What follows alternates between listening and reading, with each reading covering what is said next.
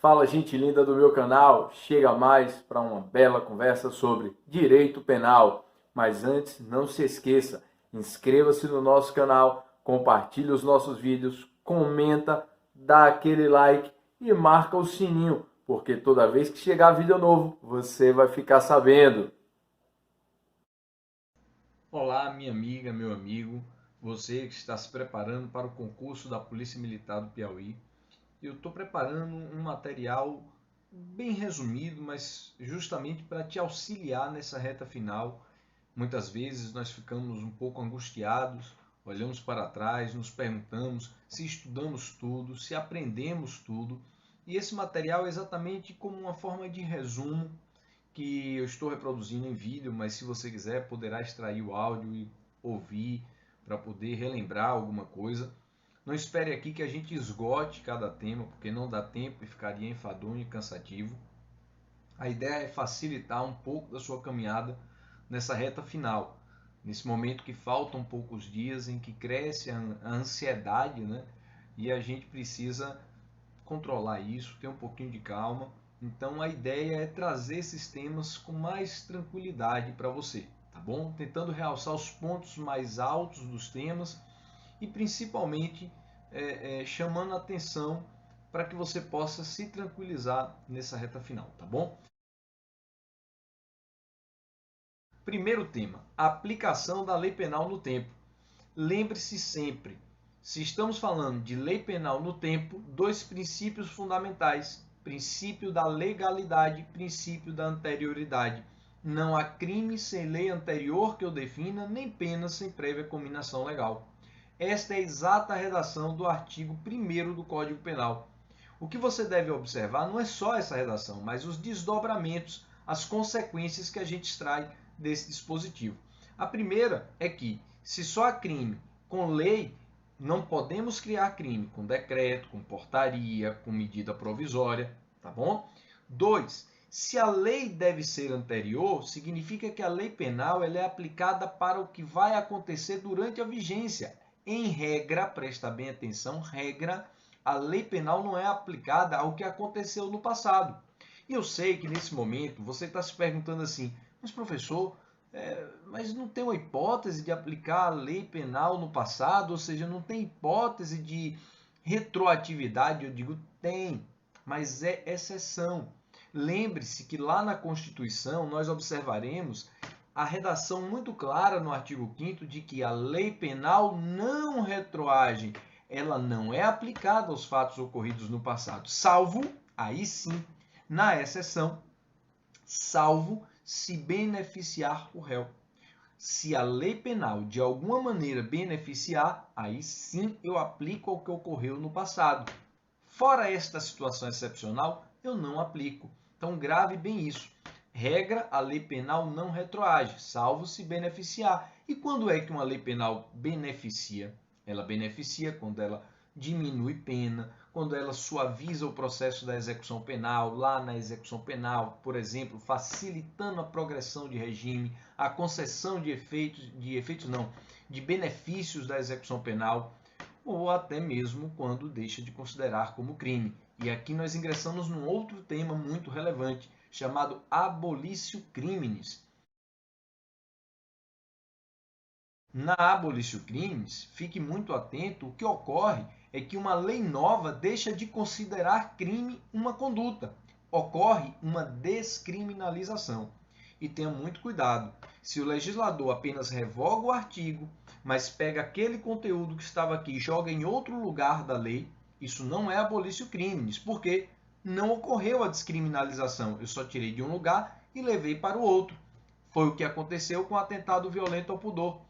Em 2009, a Lei 12.015 ela revogou o artigo 214, que tratava do atentado violento ao pudor, mas o que era atentado violento ao pudor foi levado para o 213, ou seja, o que era atentado violento ao pudor hoje está sob o manto do que chamamos de estupro. O que ocorreu foi apenas um deslocamento da conduta criminosa de um lugar para outro. Isso nós chamamos de princípio da continuidade típico-normativo, onde eu apenas desloco de um lugar para o outro, mas não descriminalizo a conduta.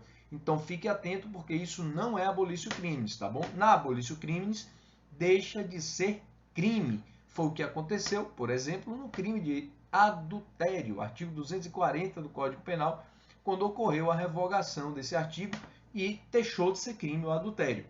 Não deixou de ser ilícito. Cuidado, viu? Continua ilícito lá no âmbito do direito civil, mas no direito penal não constitui mais crime, tá bom? Aí sim nós temos abolício crimes. Sobre a abolício crimes, vale a pena a gente destacar o seguinte, ó. Ninguém pode ser punido por fato que lei posterior deixou de considerar como crime. Então, se alguém estava preso, deve ser imediatamente liberado.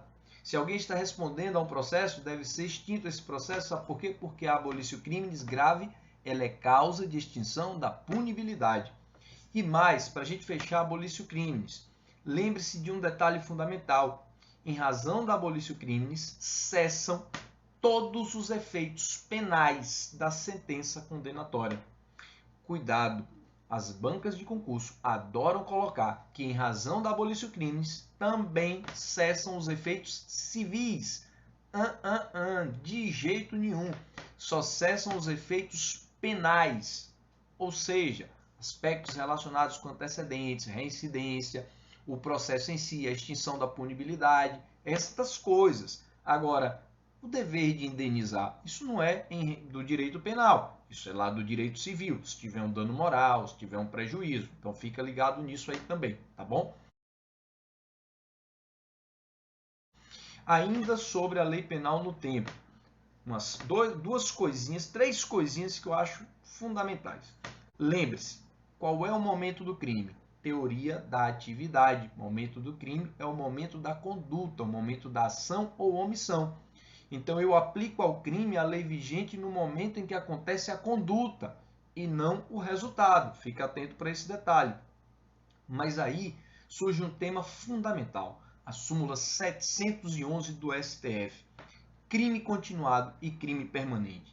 Lembre-se que o crime permanente, o que é que acontece? A conduta se inicia, mas ela se estica no tempo. Ó, o crime não acaba, o crime até está consumado, mas esta consumação se prorroga no tempo. É o que a gente verifica no crime de sequestro, por exemplo, é o crime permanente. Privar alguém de sua liberdade, mediante sequestro ou cárcere privado. A partir do momento que ocorre a privação da liberdade da vítima, esse crime já está consumado. Mas ele não terminou, essa consumação se prorroga no tempo. A pergunta que vem é: e se durante o sequestro vem uma lei nova e essa lei for mais grave? Qual é a lei que eu aplico? Aquela que estava lá no início do sequestro ou a que veio a ter vigência no meio do sequestro, antes de cessar a permanência? Súmula 711 do STF diz o seguinte, meus amigos: no crime continuado e no crime permanente, a regra é a mesma. A lei que vem posterior ao início do crime, mas antes de cessar a permanência ou a continuidade, ela será aplicada a esse crime, ainda que ela seja uma lei mais grave. Fique ligado nesse detalhe. E o outro tema interessante é a questão relacionada com as leis temporárias e as leis excepcionais. Lembrem que as leis temporárias e as leis excepcionais, elas surgem para terem vigência em um espaço de tempo. Nas leis temporárias, um espaço de tempo bem determinado. Começa tal dia, termina tal dia. É o que nós verificamos na época da Copa. Nós tínhamos uma lei geral, acho que era a lei geral da Copa, se não me falha a memória. Aquela lei, ela trouxe disciplina, ela trouxe alguns crimes, mas ela era uma lei temporária. Ela dizia, ó, essa lei só tem vigência, pelo menos esses crimes, né, os crimes que ela trazia, só teriam vigência até o dia 31 de dezembro de 2014. A pergunta é, se alguém pratica um crime durante a vigência de uma lei temporária, a pergunta que vem é, e depois de cessada a vigência, expirada a vigência, o que é que eu faço? Libero, digo que está extinta a punibilidade, não aplico, o que é que acontece? Para as leis temporárias e para as leis excepcionais, tenham cuidado. No caso delas, o Código Penal trouxe uma disciplina específica. mesmo depois de expirada a vigência, elas continuam sendo aplicadas ao que aconteceu durante a vigência. Cuidado com isso. Acompanha comigo. Se uma lei temporária ou uma lei excepcional nasceu aqui e perdeu vigência aqui, tudo o que acontecer nesse espaço de tempo continua submetido a estas leis. Mesmo depois de revogada, se o julgamento ocorrer depois, eu julgarei aplicando esta lei. Eu aplicarei a pena considerando esta lei. Isso é o que nós chamamos de ultraatividade. E a ultraatividade é exatamente continuar aplicando uma lei, mesmo depois de revogada, aos fatos que ocorreram durante a sua vigência, não são a fatos novos.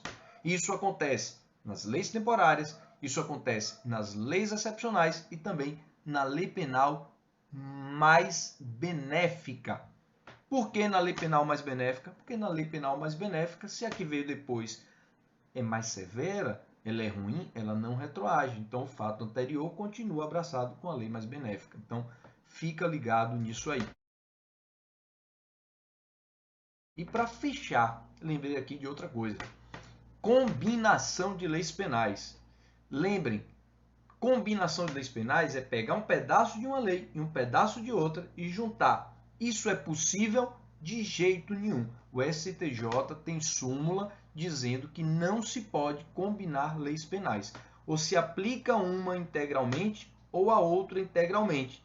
E o que é que se deve fazer? Observa cada uma individualmente, integralmente. Qual é a mais benéfica? É essa ou é essa? Eu só posso aplicar uma. E aí, no conjunto, a que for mais benéfica, eu aplico. Me dê um exemplo, professor. Nós vivenciamos isso com a lei de drogas. Antigamente, nós tínhamos uma lei de drogas, que era a Lei 6.368, de 76. E essa lei dizia assim, em relação ao tráfico, que a pena para o tráfico era de 3 anos de reclusão, de 3 anos a 15 anos, se não me falha a memória. A lei que veio a substituir, que revogou essa lei, ela trouxe uma nova roupagem para o crime de tráfico, dizendo que a pena era de reclusão de 5 a 15 anos. Vejam, a lei ficou mais grave. A lei trouxe uma disciplina mais severa. Mas, nos parágrafos do artigo 33 da Lei 11.343 de 2006, a nova lei de drogas, ela disse assim, que em alguns casos de primariedade, que o agente não é dedicado à atividade criminosa, algumas coisas nesse sentido, ela trouxe uma figura privilegiada, permitindo uma suavização da penalidade. E aí começou a discussão. Eu posso pegar ao fato que aconteceu no passado, lá, sob a vigência da lei de 76, a lei 6.368 de 76, tipo assim, em 2003, alguém foi preso por tráfico primário, bons antecedentes, não era dedicado à atividade criminosa, e aí ele tinha uma pena de 3 anos a 15, mas não tinha a possibilidade do privilégio, porque ele só veio com a lei de 2006. E a pergunta e a discussão que se estabeleceu foi saber, eu posso aplicar a ele esse privilégio que está lá na outra lei, e eu pego um pedaço dessa, a pena mínima 3, e um pedaço dessa, que é a parte que permite a redução da pena. Eu posso combinar estas leis? STJ disse, de jeito nenhum. Ou aplica a anterior integralmente, ou essa integralmente, a nova integralmente, mas nunca combinar. O que o aplicador vai fazer? O que a gente faz? A gente aplica a que for mais benéfica, considerada integralmente, mas jamais combinar leis penais. Valeu, meus amigos, um forte abraço, até a próxima.